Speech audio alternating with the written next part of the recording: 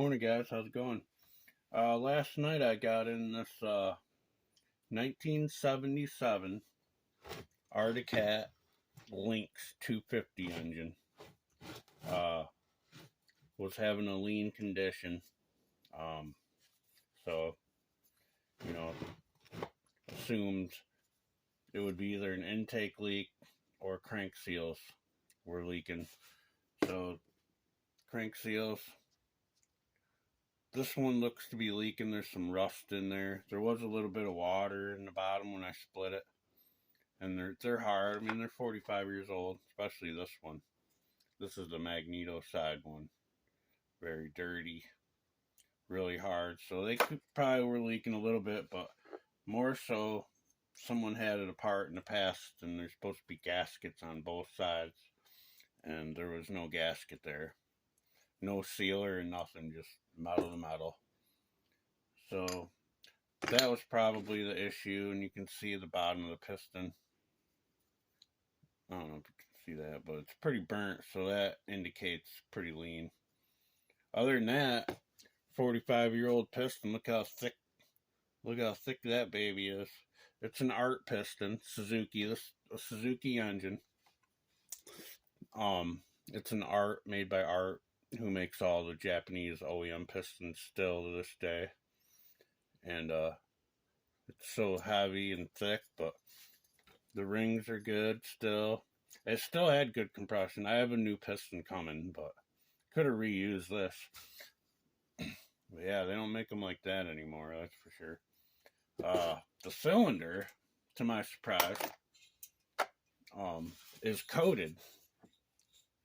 And I've already deglazed it and cleaned it. But look how nice it is. It's really nice. It's like brand new. And it was still, there was a little less than 2,000 clearance with that piston. So with a new one, it should be down to 1.5 around probably where it is supposed to be. Probably where it's supposed to be stock. I don't know. I don't have a manual or nothing for any of these things, but yeah, I was pretty surprised. Check out it's got this little hole. You can see it above the exhaust port. Like a little extra helper. I don't know why they put that there, but also check out the shape of that exhaust port. It's like upside down from dirt bike engines, chainsaws, higher revving. I assume Yamaha or Suzuki does that to keep the RPMs down, seeing as how it's a snowmobile wide open all the time. To make it, I mean, that's probably why it's lasted 45 years. This thing still did run. And yeah. So it's pretty neat. It's like a giant chainsaw engine, kinda. But I mean, just easier actually. It has these little pins that, here's the crank. Still beautiful. I've cleaned it up. Cleaned the bearings. I'm gonna reuse the bearings. There's nothing wrong with them. They're still like new. The crank is very tight. Very good condition. It was just dirty from years of, you can see the staining. But I've cleaned it up and good. But see these bearings? They have these little notches there. This one has one too.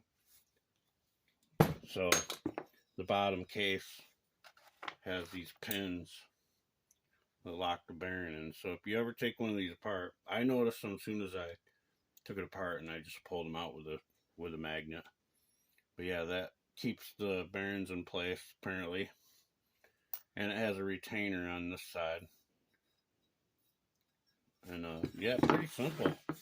But it's cleaned up nice. I got it all cleaned up.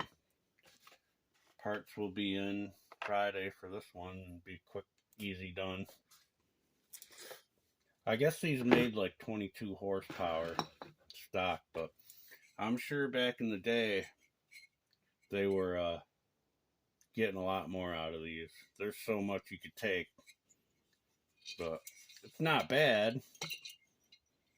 Pretty big ports and stuff. Just that exhaust port is funny shape, but It actually looks like it's a half to a twin to me. See how it's flat? It would go like this. So there'd be another flat cylinder. This would be the right half of the engine, is what it is. Made by Suzuki. Pretty cool little guy. Yeah, right here, you can see Suzuki there. So, yeah, that one's all clean, waiting for parts. I'm going to get the parts for the CR125 that was flooded. I've had the bottom end done for a week, but been waiting on the piston kit, and there was some missing parts that the owner, I guess he got them from the previous owner, one of them deals. So that stuff's coming tonight, so that'll be done probably tonight. But other than that, yeah, you guys have a good day. Later.